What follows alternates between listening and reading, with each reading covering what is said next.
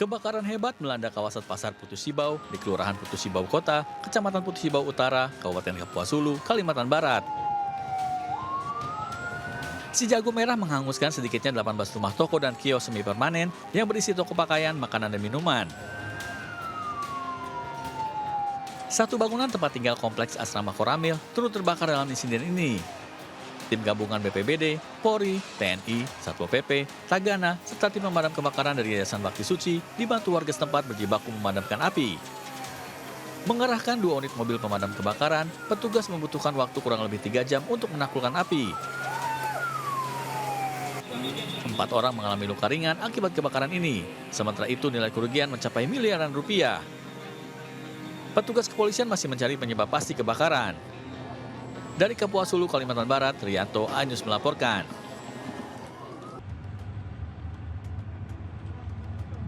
Kapal tanker MT Ronggolawe dan Takbut Rosalin yang terbakar pada Kamis pagi di Laut Utara Kecamatan Paciran diduga disebabkan oleh ledakan di kapal tanker yang bermuatan bahan bakar minyak. Aparat kepolisian Lamongan menyebut ledakan berlangsung 4 kali hingga menyebabkan kebakaran hebat.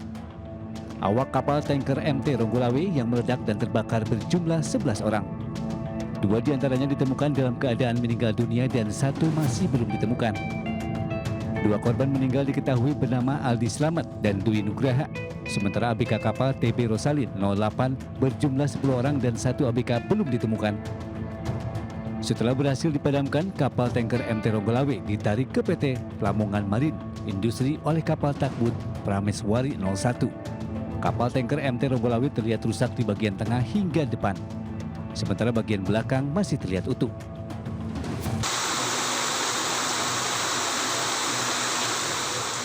Hujan deras yang mengguyur kawasan Cijeruk, Kabupaten Bogor, menyebabkan banjir bandang di Kampung Kawung Luwuk, Desa Cijeruk, Kabupaten Bogor, Jawa Barat.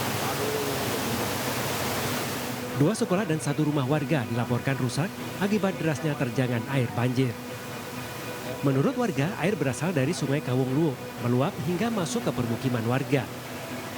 Selain merendam sejumlah rumah warga, banjir juga merusak lahan pertanian. Tak hanya di Cijeruk, banjir juga menerjang Kampung Cibogo, Desa Tugu Jaya, Kecamatan Cigombong, Kabupaten Bogor.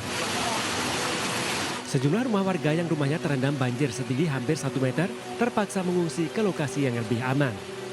Belum ada laporan korban jiwa dalam peristiwa tersebut. Kini tim BPBD Kecamatan Cijeruk tengah melakukan pendataan terhadap para korban.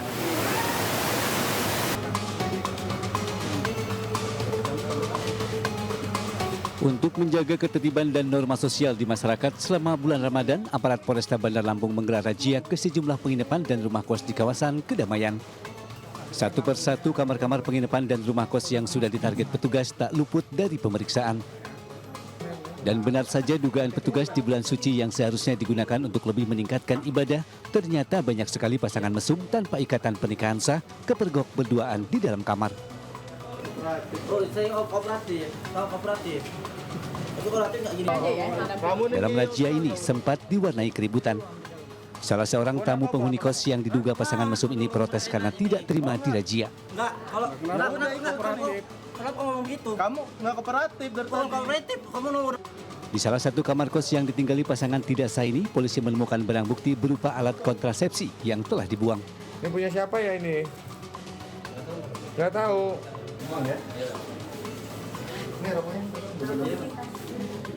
Sebanyak 11 pasangan mesum yang terjaring dalam razia ini dibawa ke Mapolresta Bandar Lampung untuk dilakukan pendataan dan pembinaan.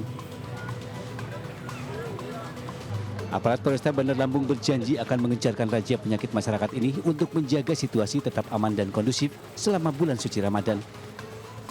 Dari Bandar Lampung, Andreas Afandi, iNews melaporkan.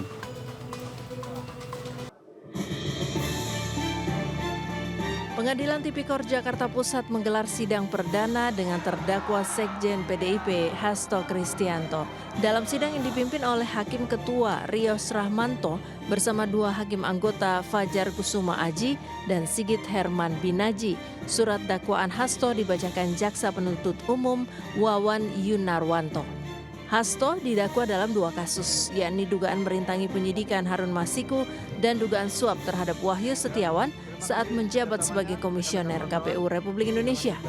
Menanggapi dakwaan ini, kuasa hukum Hasto Kristianto menilai jaksa telah salah kaprah menetapkan pasal obstruction of justice dan menyampaikan keberatan dengan dakwaan jaksa penuntut umum. Pasal 21 ini kan obstruction of justice yang ranahnya mulai dari penyidikan, penuntutan, dan persidangan. Tetapi tadi ada peristiwa sebelum sprindik terbit, sebelum penyidikan dimulai, itu sudah dikategorikan sebagai obstruction of justice. Jadi ada tafsir yang salah kaprah terhadap pasal 21 Undang-Undang Tipikor ini. Sebelum memasuki persidangan, Hasto Kristianto sempat membacakan catatan tentang kasus yang dihadapinya. Hasto merasa menjadi korban kriminalisasi politik. Sikap saya tetap tidaklah berubah. Bahwa apa yang terjadi adalah suatu bentuk dari kriminalisasi hukum karena kepentingan kekuasaan di luarnya. Jadi saya adalah tahanan politik. Saya sudah membaca dengan cermat secermat-cermatnya terhadap surat dakwaan dan hampir semuanya merupakan suatu produk daur ulang. Jadi semua merupakan produk daur ulang terhadap suatu perkara yang sudah memiliki kekuatan hukum tetap atau inkrah. Begitu banyak manipulasi fakta-fakta hukum. Setidaknya minimum ada 20 keterangan yang sengaja dibuat berbeda antara dakwaan dengan keterangan saksi dan putusan pengadilan yang sudah inkrah. Tim Liputan iNews melaporkan.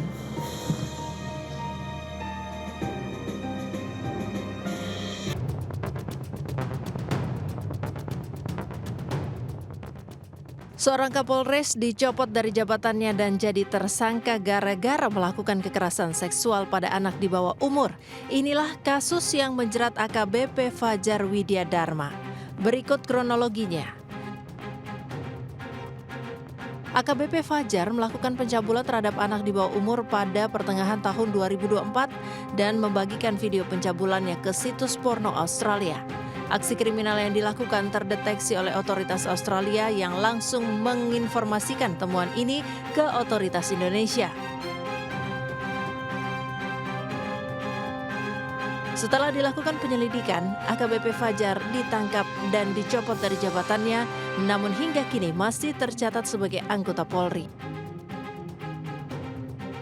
Kasus ini memperkuat hasil survei National Center for Missing Exploited Children atau NCMEC yang menyebutkan Indonesia berada pada urutan keempat di dunia dan kedua di ASEAN dengan temuan kasus pornografi pada anak terbanyak. Lantas bagaimana tanggapan masyarakat atas kasus ini? Kekerasan terhadap anak. Dan dia menjadi salah satu pelakunya. Itu ironis sih sebenarnya, apalagi di Indonesia ini.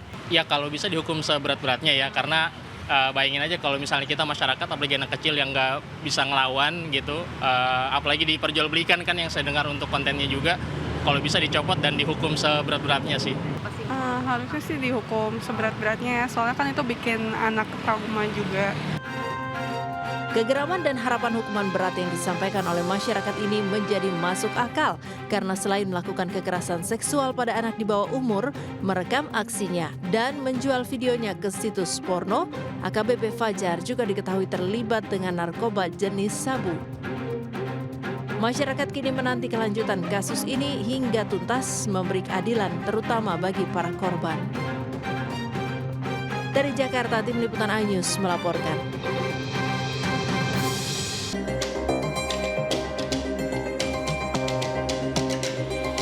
Penyidik Kejaksaan Negeri Jakarta Pusat menggeledah kantor Kementerian Komunikasi dan Digital di Gambir, Jakarta Pusat.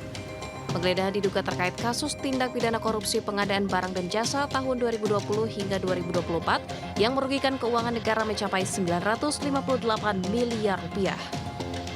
Penyidik pada Kejaksaan Negeri Jakarta Pusat hari ini melakukan penggeledahan di beberapa lokasi, salah satunya di Kominfo atau Kominfo Digi, dan beberapa tempat lainnya di Jakarta Pusat, Jakarta Selatan, Bogor, serta Tangerang Selatan. Dari hasil penggeledahan, penyidik telah menemukan dan menyita beragam barang bukti mulai dari dokumen, uang tunai pecahan rupiah dan dolar, mobil, tanah, bangunan, serta barang bukti elektronik. Barang bukti tersebut diduga berhubungan dengan tindak pidana korupsi Akwo yang merugikan keuangan negara hingga hampir 1 triliun rupiah. Belum ada penetapan tersangka dalam kasus ini sebab petugas masih mengumpulkan bukti-bukti yang ada. Dari Jakarta, Rani Sanjaya, iNews melaporkan.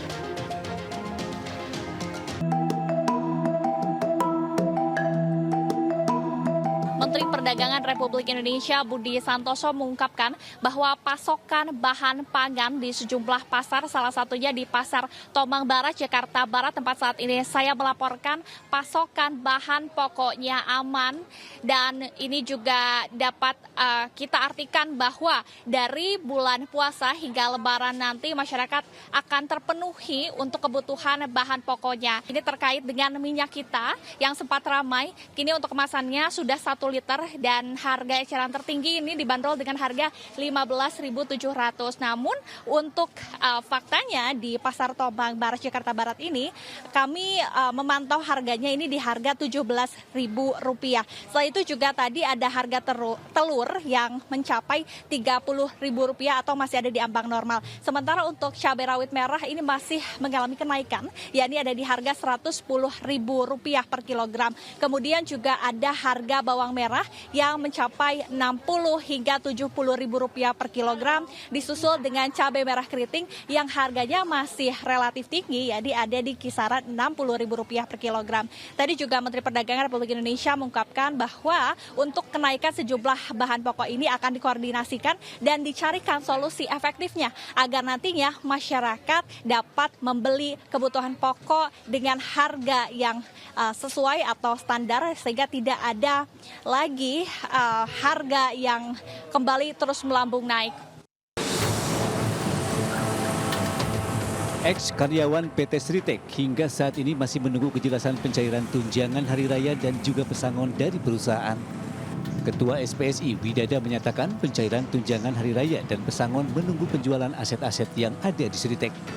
Menurut aturan THR dan pesangon dibayarkan 7 hari sebelum hari raya Idul Fitri.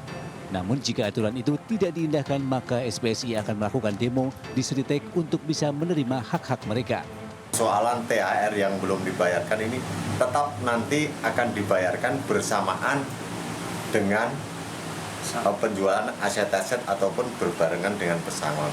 Nah, kenapa demikian? Ya karena ini sudah menunggu uang yang nanti akan diberikan kepada kita. Sementara itu, ex-karyawan PT Sritek Sri Cahyaning juga mengharapkan THR dan pesangon agar cair lebih cepat dikarenakan untuk kehidupan sehari-hari. Sri berharap untuk pihak-pihak terkait semoga ada langkah-langkah terbaik untuk bisa memberikan THR dan pesangon setidaknya H-7 sebelum hari raya. Saat ini Sri Cahyaning mengisi waktu luang sebagai penjual es buah di depan rumah agar bisa mencukupi kebutuhannya sehari-hari.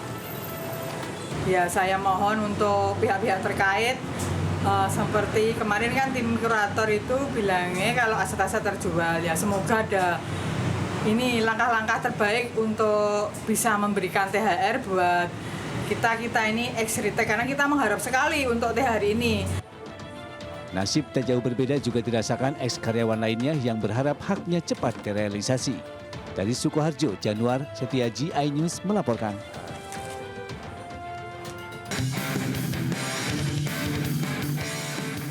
Pemain timnas Indonesia telah dipersiapkan untuk menghadapi Australia dan Bahrain di laga lanjutan grup C kualifikasi Piala Dunia 2026 zona Asia. Sayangnya ada 1 pemain yang resmi dicoret PSSI dari daftar tersebut. Egy Maulana Fikri gagal berangkat ke Australia karena cedera. Kabar Egy cedera sebenarnya sudah mengemuka setelah dirinya absen 2 laga terkini bersama Dewa United di Liga 1. Kebenaran Egy dicoret dari skuad Garuda juga telah dijawab oleh Ketua Umum PSSI Erick Thohir. Untuk pindah federasi, untuk Joy, Emil, dan Din sudah tuntas kemarin. Jadi mereka masuk ke slot 30 pemain. Sayang Egy cedera jadi 29 yang berangkat. Nah nanti akan dipilih lagi itu 23 pemain. Selain itu sesuai regulasi AFC, Timnas Indonesia diizinkan memasukkan 23 nama diantaranya yang diizinkan masuk daftar susunan pemain saat melawan Australia dan Bahrain. Padahal Timnas Indonesia sudah memanggil 3 pemain yang siap berlaga di laga kualifikasi Piala Dunia 2026 zona Asia.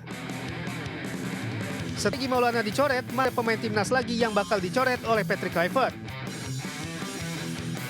Sementara Justin Hubner dan Ragnar Oratmangun dipastikan tidak bisa tampil saat melawan Australia karena keduanya harus menjalani skorsing satu pertandingan akibat akumulasi kartu. Skuad Garuda baru bisa merasakan tenaga Justin dan Ragnar saat menjamu Bahrain di laga kandang nanti. Dengan begitu, 4 pemain timnas yang bakal dicoret pun masih menjadi tanda tanya. Prediksi sementara nama 4 pemain timnas yang berpotensi dicoret adalah Nadeo Agrewinata posisi kiper, Muhammad Ferrari posisi pemain belakang, Hoki Caraka dan Septian Bagaskara pemain depan. Ya, 4 pemain ini gagal masuk lantaran kalah bersaing dengan pemain timnas lainnya.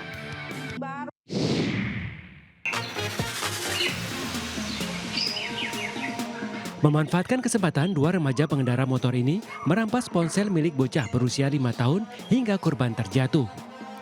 Kasus penjamretan yang terjadi di perumahan Duren Baru Permai, Bojonggede, Bogor, Jawa Barat viral di media sosial.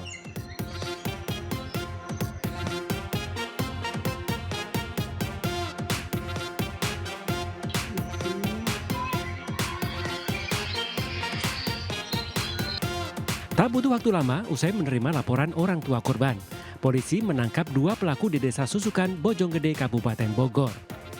Kabid Humas Polda Metro Jaya mengatakan, kedua pelaku telah ditetapkan sebagai tersangka dan merupakan anak di bawah umur berusia 15 dan 17 tahun.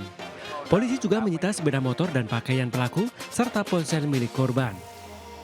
Tersangka ini dua-duanya anak, usianya sebelum 18 tahun. Saat ini sedang diproses dengan persangkaan pasal 365 KUHP atau pencurian dengan kekerasan dengan ancaman pidana maksimal 9 tahun. Akibat ulahnya, kedua tersangka dijerat pasal pencurian dengan kekerasan dengan ancaman pidana 9 tahun penjara. Dari Jakarta, Rizky Falupi, iNews melaporkan. Menteri Perhubungan Budi Purwagandi bersama Menteri Dalam Negeri Tito Karnavian dan Forkopimda Provinsi Lampung serta Bupati Lampung Selatan Radityo Egi Pratama meninjau pelabuhan BBJ dan Wika. Peninjauan ini dilakukan untuk memastikan kedua pelabuhan bisa difungsikan untuk mendukung arus mudik Lebaran tahun ini. Dengan difungsikan 2 pelabuhan ini diharapkan dapat tidak terjadi penumpukan kendaraan di wilayah pelabuhan karena akan terpisah antara kendaraan barang dan penumpang. Untuk di Lampung, angkutan berat dialihkan ke pelabuhan BBJ. Kendaraan sepeda motor di pelabuhan Wika Beton dan kendaraan pribadi serta bis diarahkan ke pelabuhan Bakaheni.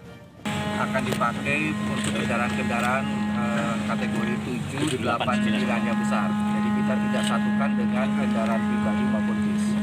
Harapannya dengan pemisahan ini, perjalanan dari para pemudik bisa terurai dengan baik. Ya. Selain itu, Polda Banten juga telah mengumumkan penerapan sistem ganjil genap di ruas Jalan Tol Cikupa menuju Merak selama 4 hari pada periode arus mudik Lebaran 2025. Kebijakan pembatasan kendaraan ini akan berlaku mulai 27 hingga 30 Maret 2025. Sementara pihak Korps Lalu Lintas Polri telah menyiapkan berbagai rekayasa lalu lintas demi mudik aman dan nyaman. Berdasarkan analisa, puncak arus mudik tahun ini akan terjadi pada 28 hingga 30 Maret 2025. Sedangkan puncak arus balik diprediksikan tanggal 5 hingga 7 April 2025. Jumlah pemudik tahun 2025 sendiri diperkirakan mencapai 146,47 juta orang atau turun sekitar 24% dibandingkan tahun 2024 yang mencapai 193,6 juta orang. Dari Lampung Selatan, Lampung, Heri Fuli Setiawan melaporkan.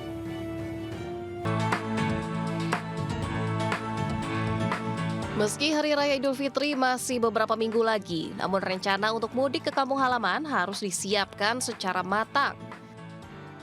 Selain menggunakan transportasi umum, masyarakat juga biasanya menggunakan mobil hingga motor pribadi. Namun ada beberapa hal yang harus diperhatikan sebelum melakukan perjalanan jauh dengan kendaraan pribadi. Oke, jadi mobil itu kita harus melakukan pre-trip inspection.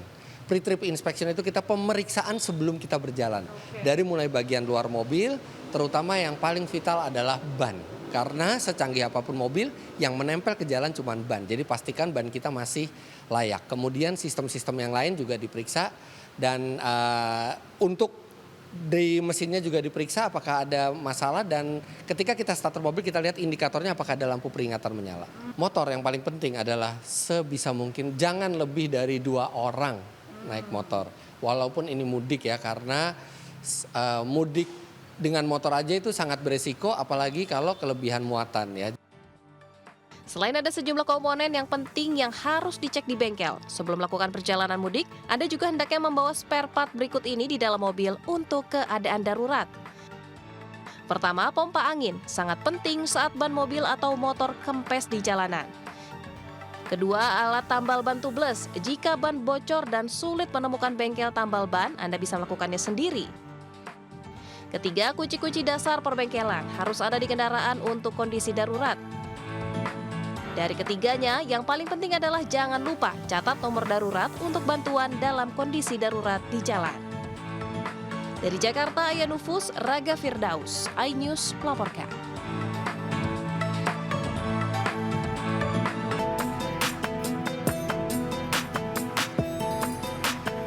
Tradisi menyambut momen Hari Raya Idul Fitri rasanya kurang afdol tanpa pecahan uang baru, apalagi untuk salam tempel buat anak-anak. Nah, untuk mendapatkan uang pecahan baru itu, warga biasanya rela antre berjam-jam untuk melakukan penukaran uang seperti yang terlihat di pelataran Masjid Agung Wates, Kabupaten Kulon Progo, Yogyakarta kemarin. Di lokasi penukaran uang ini, puluhan warga terlihat rela antri hingga 2 jam untuk menukar uang lama dengan uang baru. Bahkan ada yang rela datang jauh-jauh dari kota Yogyakarta untuk menukarkan uangnya di sini, lantaran kuota di wilayahnya sudah penuh. Seorang warga mengaku punya kepuasan tersendiri saat memberikan salam tempel kepada anak-anak dengan uang pecahan baru di hari Lebaran. Tadi sih yang ditukarkan ada 2.300.000 sih, ada 10.000-an, 10.000-an, 5.000-an, 2.000 sama 1.000. Ya sih kepuasan tersendiri sih, soalnya kan dari dulu emang ciri khasnya budayanya kan kayak dari zaman dulu kan emang uangnya harus baru, apalagi kan kalau buat uang saku anak-anak ya kalau main ke rumah tuh sukanya tuh uang-uang yang baru, kalau uang yang lama tuh kayak agak kurang gitu rasanya, bukan lebaran gitu. Mendekati Hari Raya Idul Fitri, Bank Indonesia menerjunkan armada penukaran uangnya di beberapa titik di Yogyakarta, diantaranya 5 kabupaten dan 1 kota. Jumlah kuota yang disediakan di Kulon Progo hanya melayani 300 penukar. Seperti tahun lalu, syarat penukaran uang ini harus melalui proses online di website resmi Bank Indonesia. Dari Kulon Progo, Yogyakarta, Budi Utomo, iNews melaporkan. 2 jam.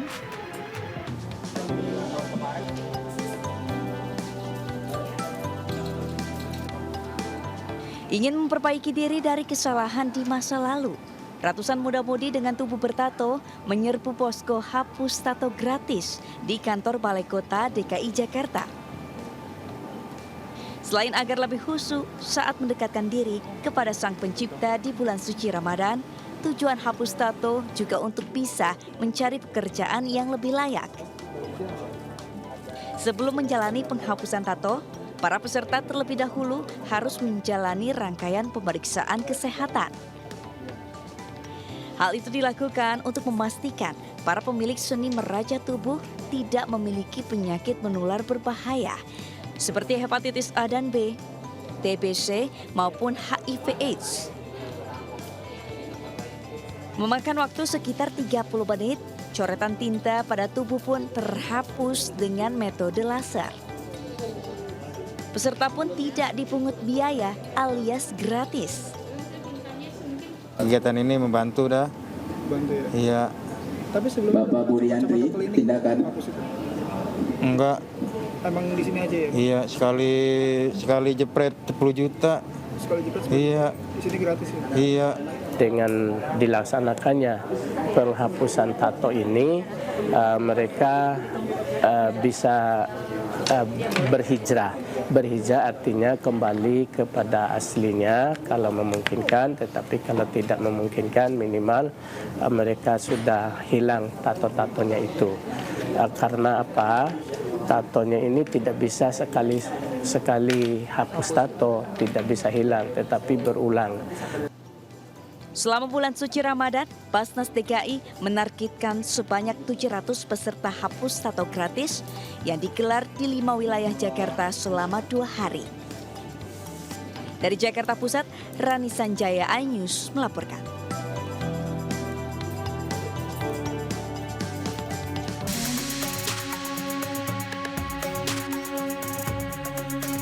inilah persiapan buka puasa terpanjang sepanjang 2,7 km yang digelar di Kompleks Stadion Manahan Solo pada Jumat sore. Buka puasa ini bersifat terbuka bagi warga kota Solo dan siapapun yang ingin melakukan buka bersama. Disediakan 15.000 porsi jamuan buka bersama yang dibagikan secara gratis kepada warga yang hadir. Buka bersama pemecahan rekor muri ini didukung Kedutaan Besar Arab Saudi dan Pemkot Solo dengan biaya 1 miliar rupiah. Komplek Manahan, kawasan Manahan di sana terbuka untuk umum seluruh warga dan mungkin ada setelah buka ada jamaah ya Pak, ada jamaah jadi bisa membawa alat sholat sajadah. Buka bersama kemudian dilanjutkan dengan sholat maghrib bersama. Dari Solo, Jawa Tengah, Setiantoro, iNews melaporkan.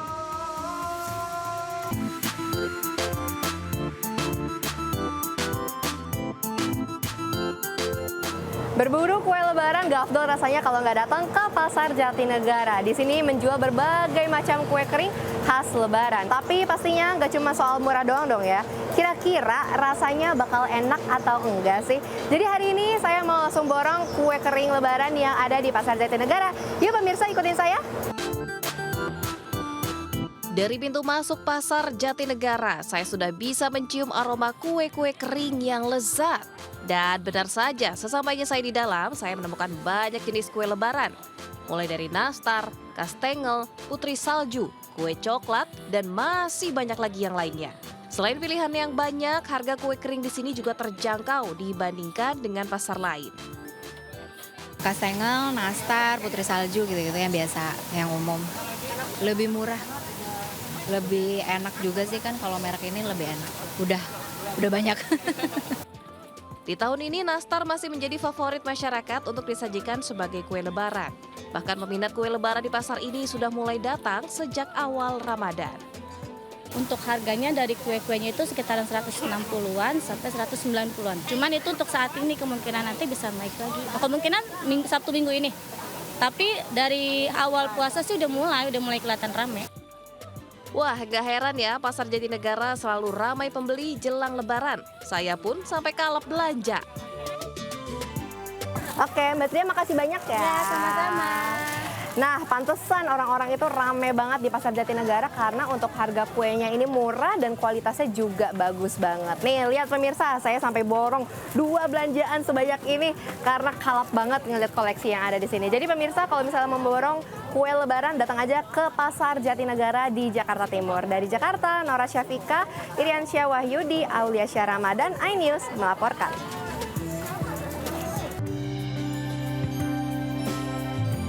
Deputi CEO Vision Plus, Clarissa Tanusudibyo, hadir dalam acara Charity Gala Dinner yang diselenggarakan Liberty Society Foundation di kawasan Senayan, Jakarta Pusat. Dalam acara ini, Vision Plus berkolaborasi dengan Liberty Society Foundation mendukung gerakan pemberdayaan perempuan melalui workshop dan training bagi 100 perempuan Indonesia di bidang konten, media, dan teknologi. Harapan kami supaya program ini bukan hanya short term ya, tapi something yang sustainable. Karena seringkali kalau training dan workshop itu sekali sudah selesai tidak dilanjutkan. Jadi kita ingin ini impact-nya bukan hanya untuk skill dan knowledge ya, untuk mereka bisa level up di UMKM, tapi juga untuk kedepannya seperti apa untuk membangun bisnis secara finansial dan juga sosial gitu. Kita ingin untuk menggalang dana melalui charity auctions dan gala dinner auctions untuk 100 perempuan bisa lebih berdaya. Kita melihat banyak sekali dropout kids, marginalized komunitas juga yang kita memberdayakan melalui salah satunya adalah dengan Gala of Hope ini. Dukungan pemberdayaan perempuan Indonesia dalam rangka memperingati Hari Perempuan Internasional ini juga ditunjukkan oleh sejumlah stakeholder yang hadir dalam acara malam amal tersebut. Saya selalu mensupport semua kegiatan yang berhubungan dengan perempuan, dan perempuan itu buat saya harus berdaya secara ekonomi dan agar kita bisa membantu keluarga, tapi juga kita punya kepercayaan diri. Karena kita berkolaborasi dengan Liberty Society untuk memberikan pelatihan kepada anak-anak yang dari kalangan kaum marginal untuk mereka menjadi punya masa depan yang lebih baik. Berbagai kolaborasi ini diharapkan dapat menjadi program berkelanjutan yang mampu mencetak para perempuan dengan kemampuan bersaing di berbagai bidang. Dari Jakarta, Hamzah Hasibuan, Indra Purnama, iNews melaporkan.